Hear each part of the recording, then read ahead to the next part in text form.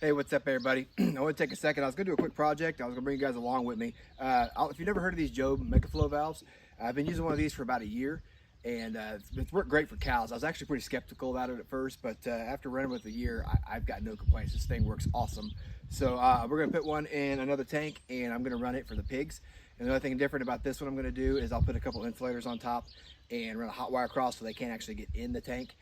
This idea actually came from, if you've ever seen the channel Heifer USA, we're going to kind of duplicate what they did, and I'll leave links for in the description of everything that I've used, this and a couple other things, if you guys are interested in doing this. But yeah, these valves work great if you've never tried one. All right, so if you've never seen these valves before, here's your valve. So essentially you're just going to drill a hole in your tank. This will thread on, seal off. There's a little rubber gasket here to seal the water off so it won't leak. And this float will ride right above it and attach to the string, and the string essentially just pulls up and it'll shut your water off. So you got to adjust that above it to where the water doesn't overflow the tank. Obviously that's kind of about the hardest part of this whole project, is getting that set exactly where you want it. But I'll tell you what, after a year using the string, I thought the string would be the part, the weak link, and it's still going strong on my other one. It hasn't rotted off or broke yet. Now, depending on what type of tank you're going to use, for me, I'm using a Rubbermaid tank. But if you look on the sides, so they got one side that's flat, and this other side, I don't know if you see it or not, but this other side here, it's got an angle to it. We're gonna use that flat side. And then you can use your bit of choice. I'm just gonna use a unibit. And the biggest thing is make sure you don't go too far. So I'm only gonna have to go about halfway, so just take it slow, unless you've got the bit that's, just one size. But I gotta make sure I don't go too far. Turn this around so you can actually see me.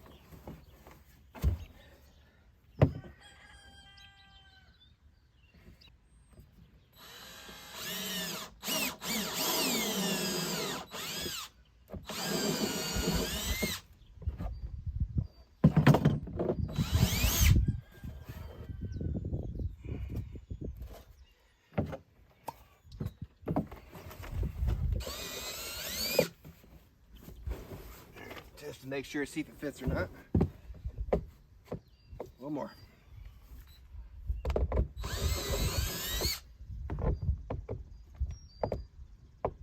There it is.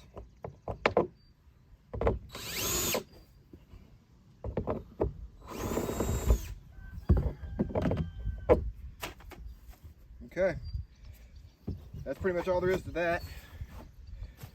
And then this thing just screws on.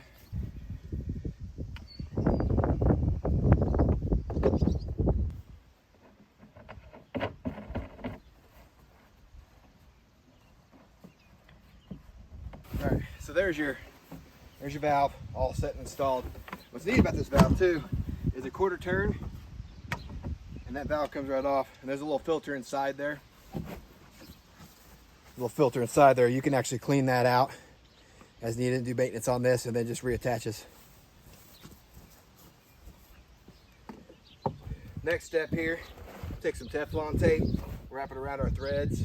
Now, this is a pipe thread, and your garden hose that you use, whether you use a full-length hose or I'm going to use a 5-foot lead. And if you've not heard of these Flexzilla hoses before, these are hands down the best hoses I've come across. Every other hose, Goodyear and everything, the ranch hand, the farm hand hoses, they suck. These don't kink. These are awesome. So I'll leave a link for this one. Like I said, they come in different lengths, so whatever your scenario might be, this might work out for you. But this is a pipe thread. That's obviously a hose thread, so you need an adapter.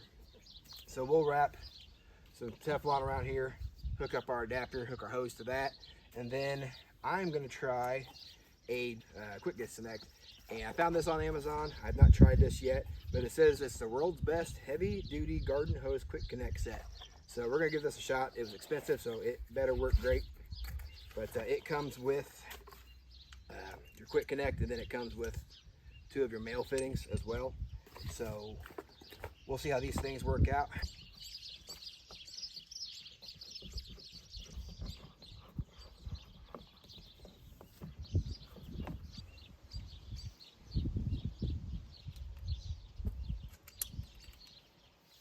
So I got a couple insulators here, and what I'm gonna do is run these here and here. I'm just gonna run them in with screws here, and what I'll do is run a hot wire across there. And I guess the theory is that the pigs can get in, get a drink, but not actually get in there and try to bathe in it. So we will see how this works for us.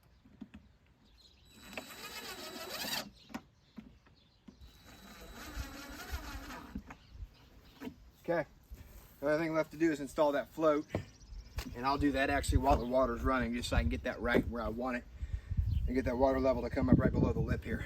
So we'll get this out to pasture, get this set up, and I'll show you guys how it works.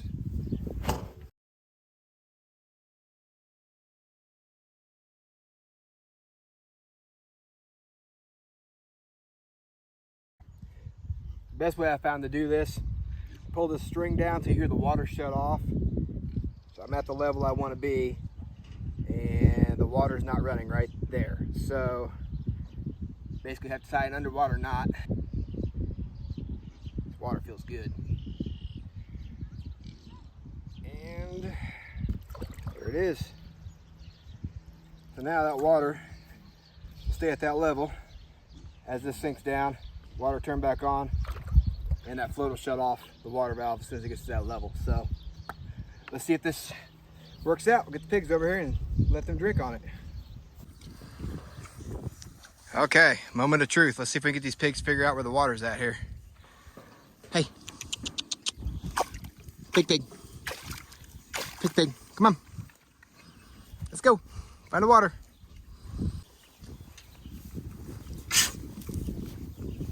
There you go. You're figuring it out. Yep, there's the water. Good job. Now we just need everybody to come over here and figure it out.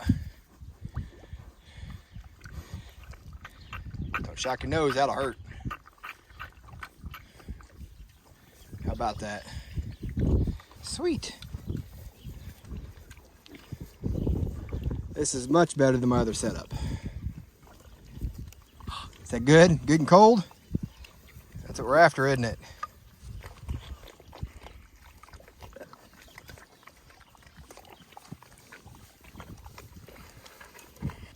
So there we go. That's what we were after. Make sure they all drink and know where the water is at. But quick, easy project. He said this works great. It's been working great for a year for me with the cows that I've got.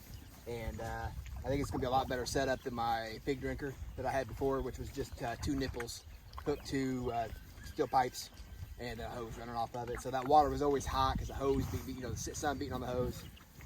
So that water was always hot. They didn't want to drink it. And then they always ended up making a pit right where, I'll tell you what, I'll just show you real quick.